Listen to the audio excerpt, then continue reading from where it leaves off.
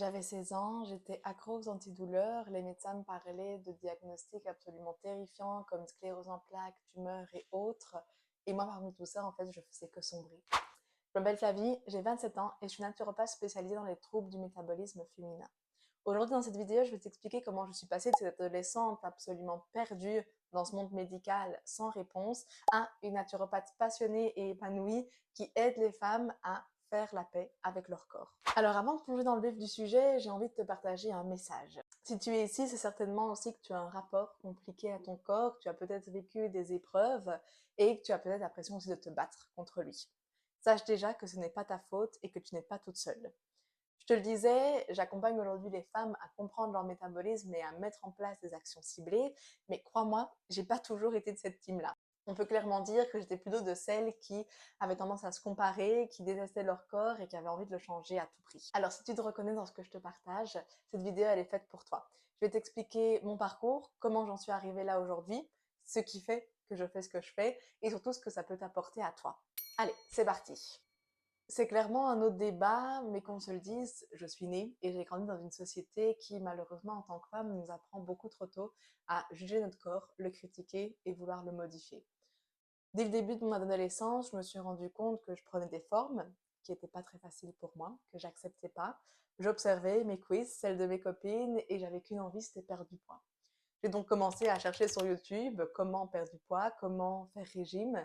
Et très rapidement, je me suis mise à contrôler ce que je mangeais, faire des petits régimes de mon côté, refuser certains repas, pratiquer un maximum de sport, toujours dans cette idée de perdre des calories.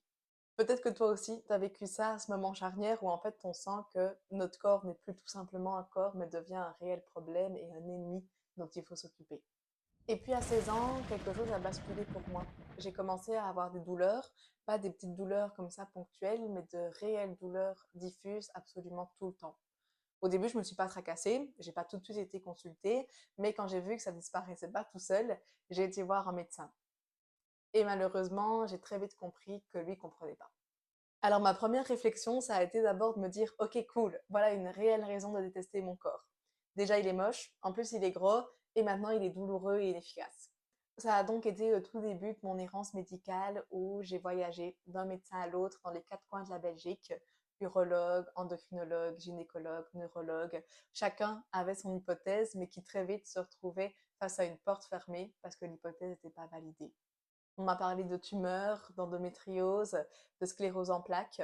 Et en fait, ce qui était le plus dur, c'était pas de savoir. Je me souviens d'ailleurs d'un moment où j'étais dans une salle d'attente avec ma maman. On attendait les résultats d'une IRM que je venais de passer. Et le médecin est arrivé avec un visage assez fermé. Et il m'a dit, il n'y a rien de concluant, mais bon, on ne peut pas vraiment exclure, suivi d'un discours de plein de mots que je comprenais pas. Et là, je me suis concrètement effondrée. C'était pas tant le fait d'imaginer une pathologie très grave qui était le plus dur, c'était le fait de ne pas avoir de diagnostic. J'avais absolument aucun mot auquel me raccrocher et du coup aucun espoir qu'un jour un traitement puisse me soulager. Et puisqu'en attendant personne ne comprenait, la seule solution que les médecins avaient à me proposer, c'était les antidouleurs. Au début, évidemment, des choses assez légères, assez soft, et puis au fur et à mesure, mon corps qui s'habituait, qui résistait, et donc on a dû augmenter les doses, passer à d'autres molécules bien plus actives. Je me suis retrouvée du coup avec des effets secondaires énormes, j'étais absolument anesthésiée, confuse, avec même des symptômes et des signes cognitifs très tracassants.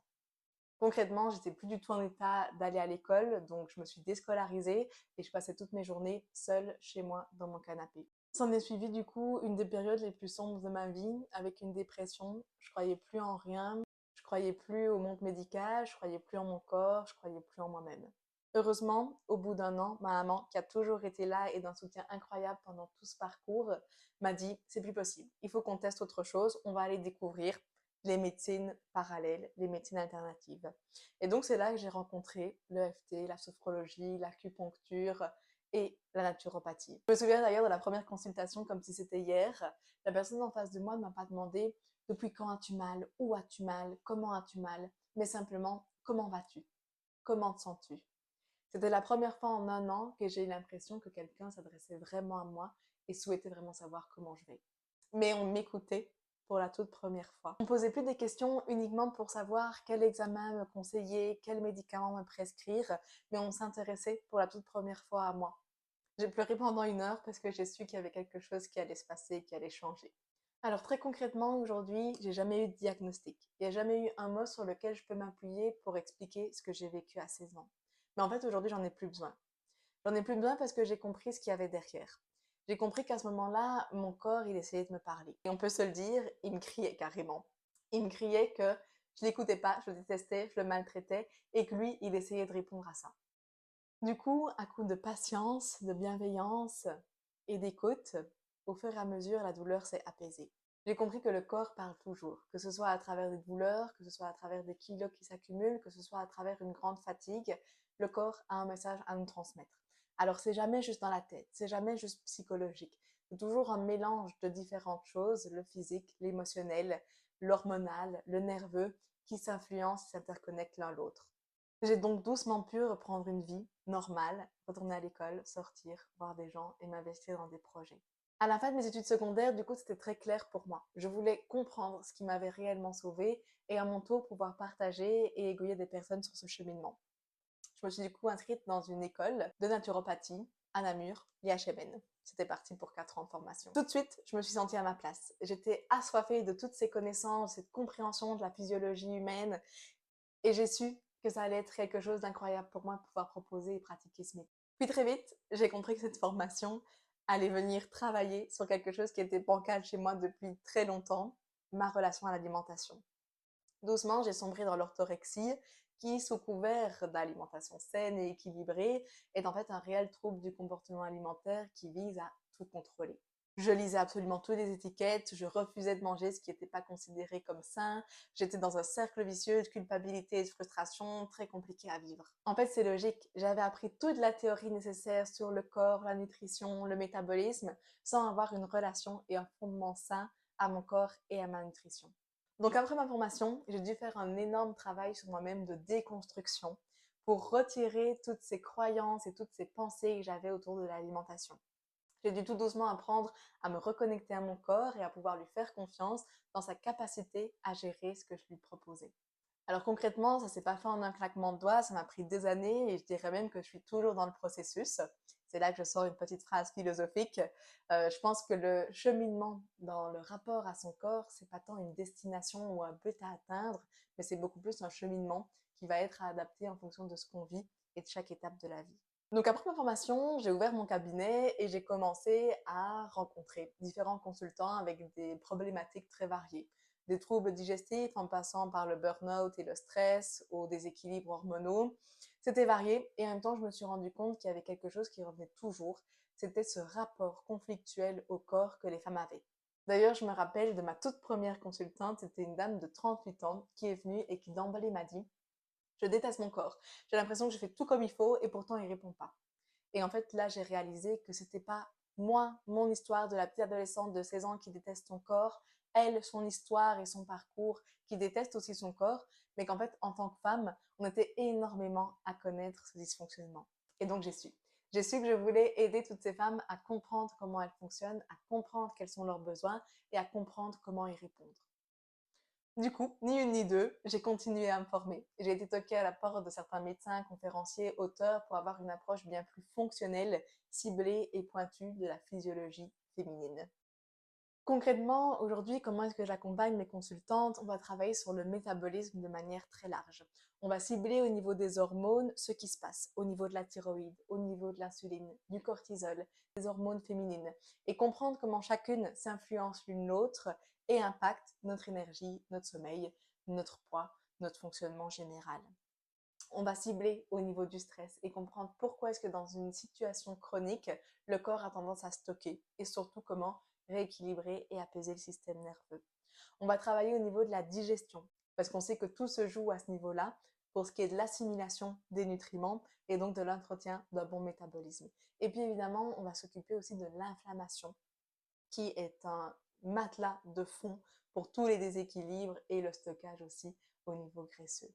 Évidemment, à côté de tous ces facteurs physiologiques, on travaille sur le rapport au corps et à l'assiette.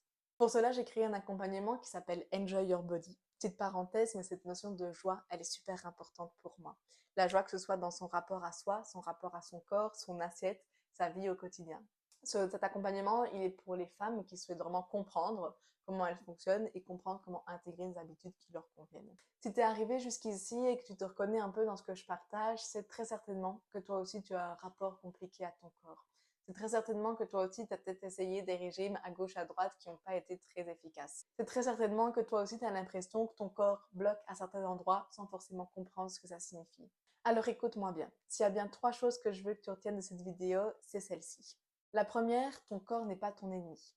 Même s'il crie, même s'il est douloureux, ton corps essaye de te transmettre un message qui est indispensable que tu puisses comprendre. La deuxième chose, c'est que les réponses ne se trouvent pas toujours dans les analyses. Parfois, tout est normal sur le papier, mais si tu as des symptômes, si tu ressens des choses ou que tu te poses des questions, fais-toi confiance et va plus loin. La troisième, c'est accepte que ce cheminement puisse prendre du temps. Tout ne sera pas linéaire. Tu vas connaître des hauts, des bas, des difficultés, mais chaque petit pas que tu fais t'avance vers ton objectif. Alors aujourd'hui, j'ai 27 ans. J'ai pas de perte de poids incroyable et impressionnante à te présenter parce que c'est pas mon histoire. Mon histoire, c'est celle d'une réconciliation avec mon corps que j'ai trop longtemps haï, avec mon alimentation que j'ai trop souvent contrôlée et avec moi, tout simplement, que j'ai trop souvent méprisée. Si mon histoire résonne et te parle, si toi aussi tu as envie d'arrêter de te battre, de pouvoir comprendre ton corps et de pouvoir stabiliser ton poids, ton énergie, tes émotions, alors c'est pour ça que j'ai créé Enjoy Your Body. C'est que tu puisses comprendre ce dont tu as besoin, comprendre comment ancrer des habitudes qui te conviennent et comprendre comment aller vers tes objectifs.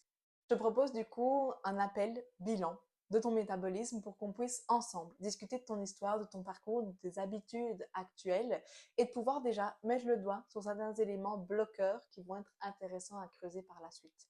L'idée, c'est vraiment que tu puisses ouvrir ta conscience, ouvrir tes connaissances et repartir avec cette idée qu'il existe des solutions pour toi aussi. Je te laisse le lien juste en dessous dans la description de cette vidéo. Merci à toi d'avoir écouté mon histoire. J'espère très sincèrement qu'elle aura pu apporter un peu de lumière ou inspirer aussi la tienne. À très bientôt.